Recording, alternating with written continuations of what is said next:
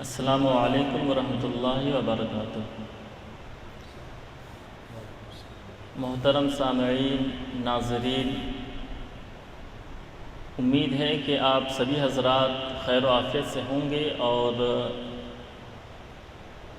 اس ہفتہ واری پروگرام آئیے دین سیکھیں میں شامل ہوں گے۔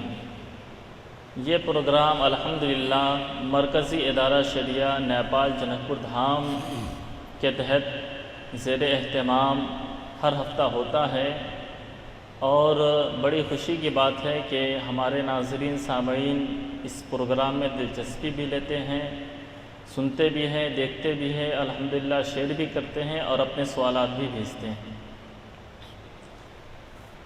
آج کے پروگرام میں جیسا کہ آپ حضرات دیکھ رہے ہوں گے کہ فقیر حسینی محمد اظہار النبی حسینی مصباحی حاضر ہیں، اور ہمارے داہنے طرف حضرت مولانا مفتی تحسین رضا مرکزی وہ بھی ہمارے ساتھ اس پروگرام میں شامل ہے، اور ہمارے بائیں جانب مولانا رضا اللہ صاحب خطیب و امام رضا جامع مسجد بیلا لادو جنک پور دھام وہ بھی ہمارے ساتھ شامل ہیں۔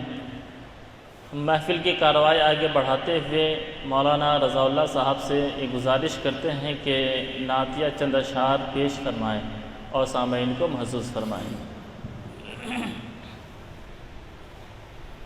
السلام علیکم ورحمۃ اللہ وبرکاتہ۔ وعلیکم السلام ورحمۃ اللہ تعالیٰ۔ درود پاک پڑھتے ہیں۔ اللہم صلی علی سیدنا مولانا وسلم صلی اللہ علیہ وسلم وسلام علیک یا رسول اللہ یا صلاۃ و سلام علیک یا رسول اللہ صلی اللہ تعالی علیہ وسلم۔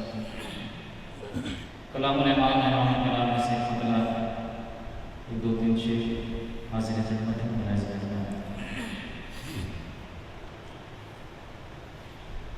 وہ سوئے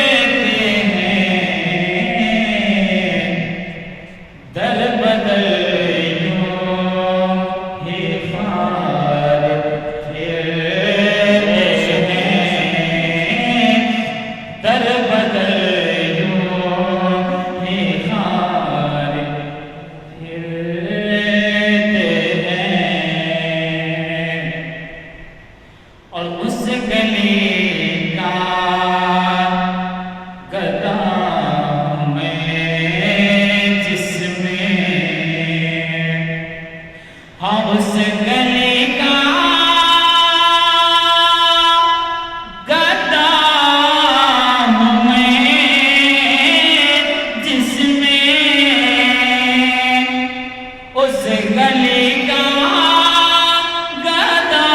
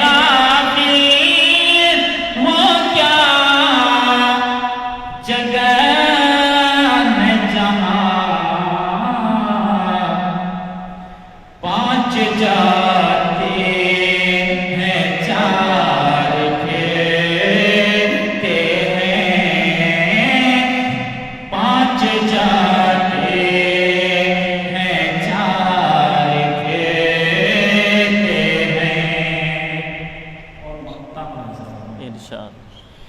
کوئی کیوں پوچھے بات رضا، کوئی کیوں پوچھے تیری بات رضا، کوئی کیوں پوچھے تیری بات رضا، تجھ سے شیطان ہزار پھرتے ہیں، تجھ سے شیطان ہزار پھرتے ہیں، تیرے دل بہار پھرتے ہیں۔ کچھ نصیحت آمیز گفتگو آپ علامہ مولانا مفتی اظہار النبی مصباحی حسینی سے سماعت فرمائیں۔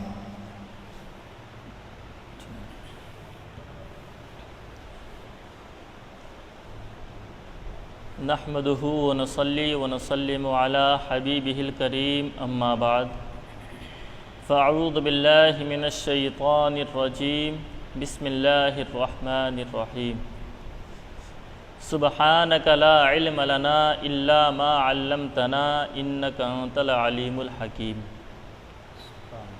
صدق اللہ مولانا العظیم۔ محترم سامعین، ناظرین، آج کے بیان میں انشاءاللہ علم اور طلب علم کی فضیلت سے متعلق تھوڑی دیر گفتگو کروں گا، اور پھر انشاءاللہ سوالات اور جوابات کا سلسلہ شروع ہوگا۔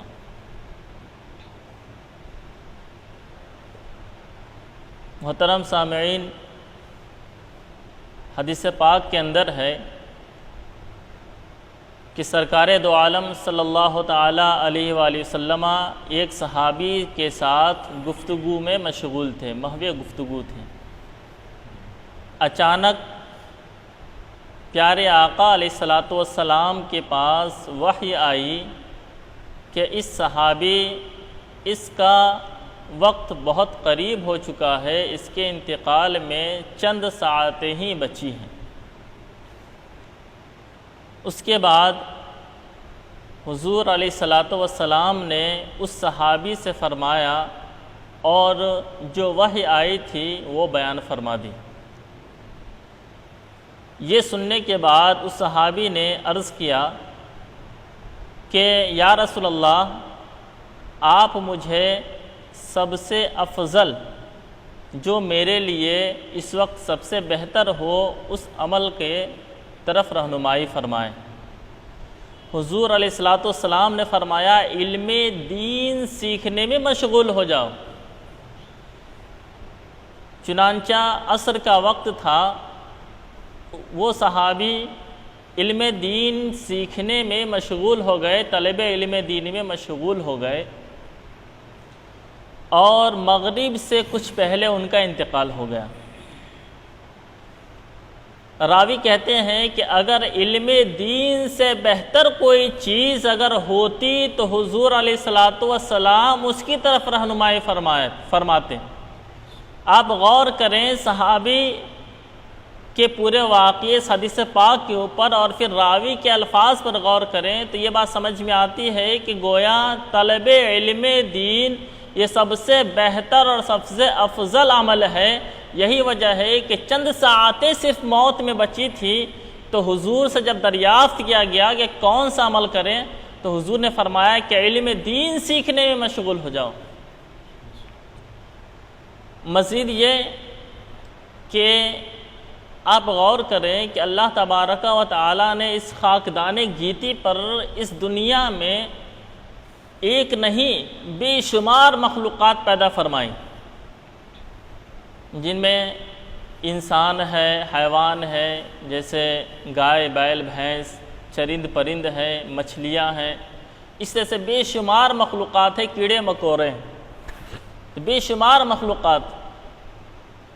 لیکن ان تمام مخلوقات کے اندر آپ غور کریں کہ اللہ تبارک و تعالیٰ نے اشرف المخلوقات کا تاج کس مخلوق کے سر سجایا؟ بلا شبہ آپ کہیں گے کہ انسان، لیکن انسان کے سروں پر ہی افضل المخلوقات ہونے کا تاج کیوں سجایا گیا؟ اسے سمجھنے کے لیے قرآن پاک کے پہلے پارے کو کھولیے اور اس میں پڑھیے، پورا واقعہ بیان کیا گیا ہے کہ جب اللہ تبارک و تعالیٰ نے حضرت آدم علیہ السلام کو پیدا فرمایا اور روئے زمین پر اپنا خلیفہ مقرر فرمانے کا ارادہ فرمایا، تو فرشتوں سے فرمایا کہ میں اپنا خلیفہ مقرر کرنے والا ہوں، اپنا خلیفہ بنانے والا ہوں۔ فرشتوں نے اس وقت کیا عرض کیا بارگاہ الہی میں کہ اے میرے رب، کیا تو اسے اپنا خلیفہ بنائے گا جو روئے زمین میں جا کر کے خون ریزیاں کریں گے، فساد مچائیں گے؟ اللہ اللہ، غور کیجئے، اس موقع پر اللہ تبارک و تعالیٰ نے حضرت آدم علیہ السلام کو کیا دیا تھا؟ قرآن پاک کے اندر اوراق کو پلٹیے اور دیکھیے، اللہ تبارک و تعالیٰ فرماتا ہے وَعَلَّمَ آدَمَ الْأَسْمَاءَ كُلَّهَا، کہ اللہ تعالیٰ نے تمام چیزوں کے اسماء کا علم عطا فرمایا۔ یعنی اس وقت اللہ تبارک و تعالیٰ نے حضرت آدم علیہ السلام کی فضیلت فرشتوں پر ظاہر کرنے کے لیے جو چیز حضرت آدم علیہ السلام کو عطا فرمائی وہ علم۔ تو گویا یہ بات سمجھ میں آئی، علم کی روشنی میں، قرآن پاک کی روشنی میں اور حدیث پاک کی روشنی سے یہ بات واضح ہو جاتی ہے کہ علم دین سب سے افضل چیز ہے اور طلب علم دین سب سے افضل کام ہے۔ اسی لیے ہمارے تمام مسلمانوں کی یہ کوشش کرنی چاہیے، خواہ وہ بچہ ہو، نوجوان ہو، جوان ہو، بوڑھا ہو یا اور بھی بالکل معمر ہو، ان سب کو چاہیے کہ وہ علم دین حاصل کرنے میں مشغول رہا کریں۔ ایک حدیث پاک کے اندر ہے اغدو عالما او متعلما او مستمعا او محبا ولا تکن الخامس فتہلک۔ حدیث پاک کے الفاظ کا ترجمہ سنیے، حضور علیہ السلام ارشاد فرماتے ہیں کہ اغدو عالما، عالم بنو، اگر عالم نہیں بن پائے، او متعلما، یا متعلم بنو، یہ بھی نہ ہو سکا، او مستمعا، علماء اور طلباء کی بات، دینی باتیں سننے والا بنو۔ آگے کیا فرمایا؟ او محبن، اگر یہ بھی نہ ہو سکے تو ان سے یعنی علم، علماء اور طلباء سے محبت کرنے والے بنو۔ ولا تکن الخامس، اور پانچویں نہ بنو۔ کیوں؟ فتہلک، اس لیے کہ ہلاک ہو جاؤ گے۔ تو میرے معزز سامعین، ناظرین، آج کے پروگرام سے ہم آپ کو ایک بہت اہم بات کی طرف متوجہ کرنا چاہتے ہیں کہ اگر آپ عالم دین ہیں تو یہ اللہ کا بڑا فضل ہے، اگر نہیں ہے تو طلب علم دین سیکھنے، طلب علم دین کے لیے متوجہ ہو جائیں، طلب علم دین میں مشغول ہو جائیں۔ اگر اس کے لیے فرصت نہ ہو تو کم سے کم علماء کی صحبت میں بیٹھنے والا بنے، ان کی صحبت میں باتیں سننے والا بنے، ان کی صحبت سے فائدہ اٹھانے والا بنے۔ کوئی بھی کام ہو تو علماء سے رائے مشورہ کرے۔ ہر کام سے پہلے ہمارا یہ مزاج ہونا چاہیے کہ شریعت کیا کہتی ہے، یہ مزاج نہیں ہونا چاہیے کہ سماج کیا کہتا ہے، شریعت کیا کہتی ہے۔ اگر شریعت اس چیز کو صحیح گردانتی ہے، صحیح بتاتی ہے تو پھر صحیح ہے، اور اگر شریعت صحیح نہیں بتاتی تو ہمیں اس طرف متوجہ نہیں ہونا چاہیے، اس چیز کو چھوڑ دینا چاہیے جسے شریعت غلط بتائے۔ اور آگے ہے محبن، کہ محبت کرنے والا بنو۔ اس بات پر بہت ہی اہم چیز کی طرف متوجہ کرنا چاہ رہا ہوں، چونکہ کورونا کا اثر اب رفتہ رفتہ الحمدللہ اس علاقے میں کم ہو رہا ہے، اور مدارس کے درسگاہوں کے دروازے کھلنے والے ہیں، رفتہ رفتہ کھل رہے ہیں۔ اس وجہ سے اس موقع پر بہت ہی اہم چیز، بہت اہم امر میں سمجھتا ہوں جس کی طرف توجہ دلائی جا رہی ہے ابھی، کہ محبت کرنے والا بنو۔ آپ کو معلوم ہوگا کہ جس سے محبت ہوتی ہے اس کے ساتھ بہت سے سلوک کیے جاتے ہیں، بہت سے کردار ادا کیے جاتے ہیں۔ ان میں ایک یہ ہے کہ اس کے کھانے پینے کا خیال رکھا جاتا ہے، اس کے رہنے سہنے کا خیال رکھا جاتا ہے۔ جیسے مہمان ہمارے یہاں آتے ہیں، ہمیں ان سے محبت ہوتی ہے تو ان کے رہنے سہنے کا اچھا انتظام کرتے ہیں، کھانے پینے کا اچھا انتظام کرتے ہیں۔ تو ٹھیک ہے میرے سامعین، ناظرین، اس پروگرام کو سننے والے تمام مسلمان، ہمارے برادران، عزیزان، میں آپ سب سے یہ گزارش کروں گا کہ اگر آپ عالم دین ہیں فبہا، عالم دین نہیں تو طلب علم میں مشغول ہو جائیں، اس کے لیے فرصت نہ ہو تو علماء سے کی باتیں سننے والے بن جائیں، یہ بھی نہ ہو تو علماء طلباء سے محبت کرنے والے بنیں۔ اور اس کے لیے بہت ہی آسان ذریعہ یہ ہے کہ آپ مدارس میں جو طلباء پڑھ رہے ہیں ان میں سے کسی کا خرچ اٹھا لیں، سال بھر کا خرچ اٹھا لیں۔ زیادہ خرچ کسی طالب علم کے خرچ سال بھر میں نہیں ہوتا ہے۔ ایک طالب علم کے کھانے پینے رہنے سہنے کا خرچ جو عام طور پر ہوتا ہے وہ 30,000 25,000 20,000 یا اس سے زیادہ تھوڑا مان لیا جائے۔ اگر اللہ نے آپ کو توفیق عطا فرمائی ہے، آپ کو دولت عطا فرمائی ہے، مال و دولت عطا فرمایا ہے تو آپ تنہا اٹھا لیں۔ اگر نہ ہو تو ایک پورا گھر مل کر کے 3-4 بھائی جو بھی ہو مل کر کے وہ اٹھا لیں۔ اور ایسا کرنے سے ایسا نہیں کہ آپ کے پیسے گھٹیں گے، بالکل نہیں۔ حدیث پاک کے اندر ہے، حضرت انس رضی اللہ تعالیٰ عنہ سے مروی ہے کہ حضور علیہ السلام کے عہد پاک میں 2 بھائی تھے۔ ایک بھائی طلب علم دین کے لیے حضور علیہ السلام کی بارگاہ میں حاضری دیا کرتا تھا، اور ایک بھائی کام کر کے کمایا کرتا تھا اور اسی سے دونوں کھاتے تھے۔ ایک مرتبہ ایسا ہوا کہ جو کام کرنے والا، مزدوری کرنے والا بھائی ہے، حضور علیہ السلام کی بارگاہ میں حاضر ہوا اور اپنے چھوٹے بھائی کی، اپنے دوسرے بھائی کی شکایت کی کہ وہ اگر کام کرتا تو میرے لیے ذرا آسانی ہو جاتی۔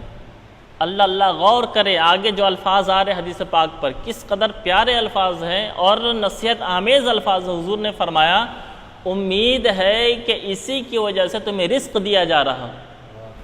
غور کریں حدیث پاک میں جو الفاظ، اس کا ترجمہ ہے کہ امید ہے کہ اسی کی وجہ سے تمہیں رزق دیا جا رہا ہو۔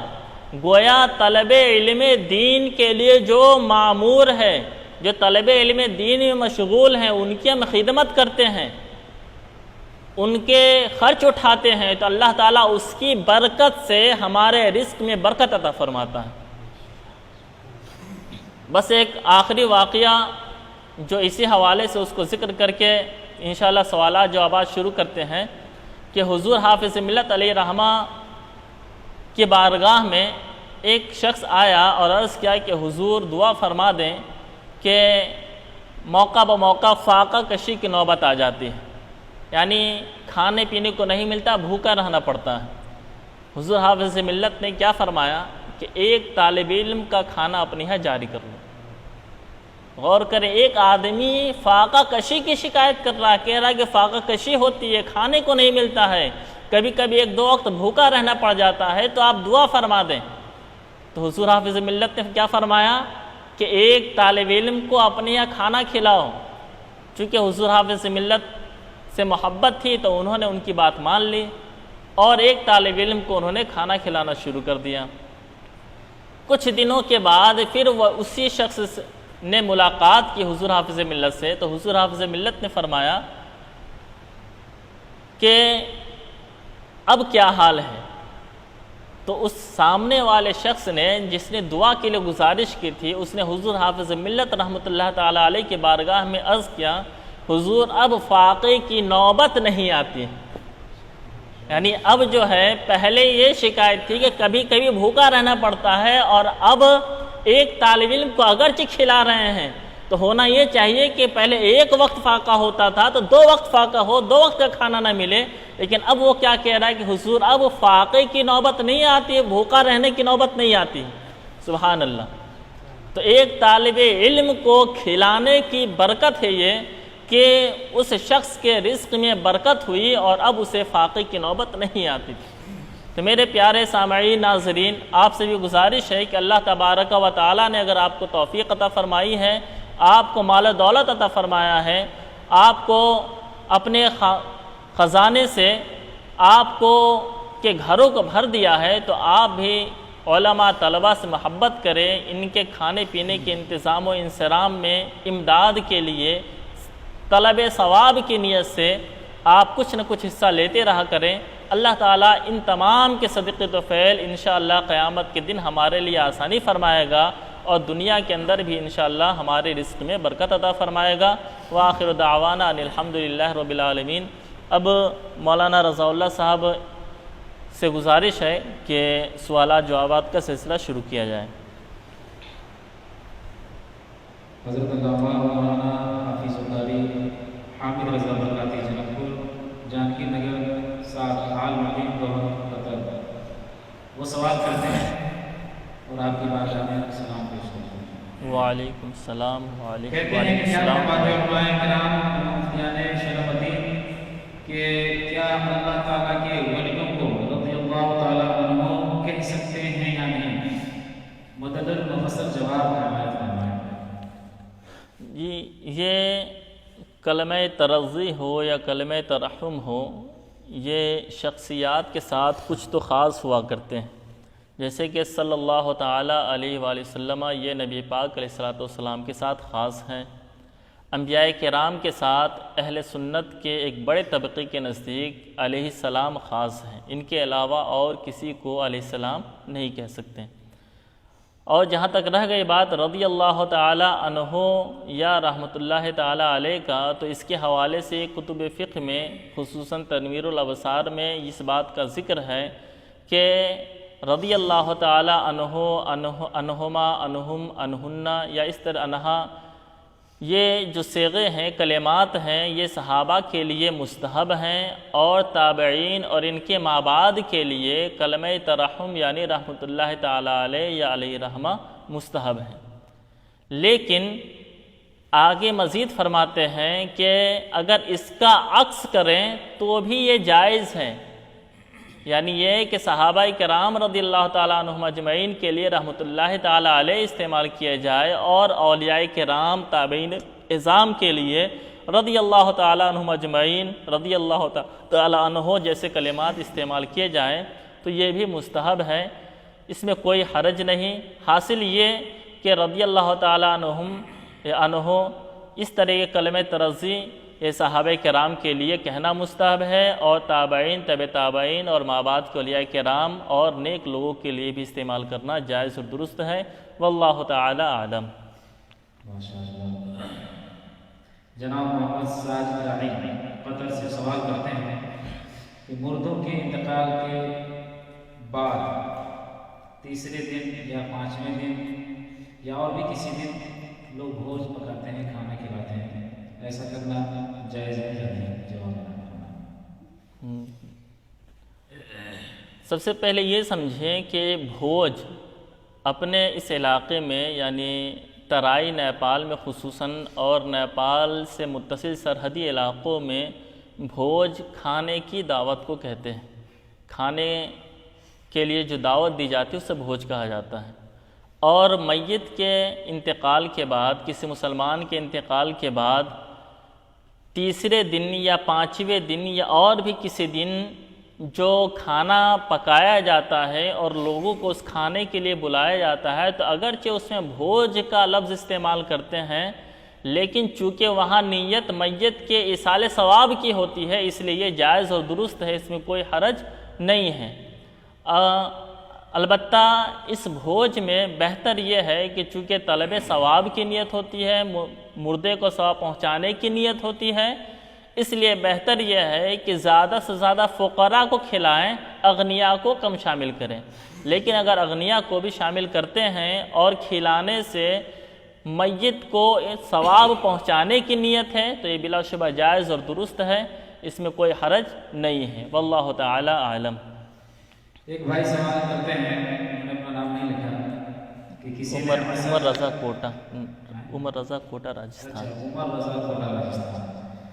کسی نے عصر کے 4 رکعت نماز پڑھنی تھی، 2 رکعت پہ سلام پھیر دیا، بعد میں یاد آیا کہ 4 نہیں پڑھی، کھڑا ہو گیا اور اس نے 4 پڑھا اور اس کے بعد سجدہ سہو بھی کیا، تو کیا اس کی نماز ہوئی یا نہیں؟ شخص مذکور کے بارے میں جو یہ سوال ہوا کہ 4 رکعت پڑھنی تھی مگر 2 رکعت پر ہی سلام پھیر دیا، تو سلام پھیرنے کے بعد اگر اس شخص نے کوئی منافی نماز کام نہیں کیا، مثلا کسی سے دنیاوی گفتگو کرنا، تو کوئی بھی منافی نماز کام جو نماز کے منافی ہو کام، ایسا کام اس نے نہیں کیا اور یاد آتے ہی فوراً کھڑا ہو گیا، 4 رکعتیں مکمل کی اور اخیر میں سجدہ سہو بھی کر لیا، تو اس کی نماز ہو گئی، اب نماز کی اعادے کی کوئی حاجت اور ضرورت نہیں ہے۔ واللہ تعالی اعلم۔ جناب محمد سمیع اللہ خان صاحب سے سوال کرتے ہیں کہ شوہر اپنی بیوی کو رکھنا چاہتا ہے مگر عورت اپنے شوہر کے ساتھ رہنا نہیں چاہتی اور اس سے الگ ہونا چاہتے ہیں، تو کیا عورت کے چھوڑنے کے مطالبے پر مرد کچھ رقم کی مانگ کر سکتا ہے یا نہیں؟ جواب جی، اس صورت کو خلا کہا جاتا ہے شریعت کی اصطلاح میں۔ اس کی صورت یہ ہوتی ہے کہ میاں بیوی آپس میں نباہ نہیں پا رہے ہیں اور شریعت کے جو حقوق ہیں ان دونوں کے آپس میں اسے نہیں نباہ پا رہے ہیں اور ہمیشہ نااتفاقی رہتی ہے دونوں میں، اور بیوی یہ چاہتی ہے کہ شوہر مجھے چھوڑ دے، مجھے آزاد کر دے، اور بیوی کے اس مطالبے پر شوہر بیوی کو آزاد کر دے تو اسی کو خلا کہا جاتا ہے۔ اب اس میں یہ صورت ایک ہوتی ہے کہ خلا کے اندر بدلے خلا لینا جائز ہے، یعنی خلا دینے کے بدلے میں کچھ مال اگر شوہر لینا چاہے تو یہ لینا جائز ہے، لیکن اس میں کچھ تفصیل ہے کہ دونوں کے درمیان جو ناچاقی ہے، آپسی محبت نہیں ہو پا رہی، دونوں نہیں نبھا پا رہے ہیں، تو اس میں زیادتی کس طرف سے ہے؟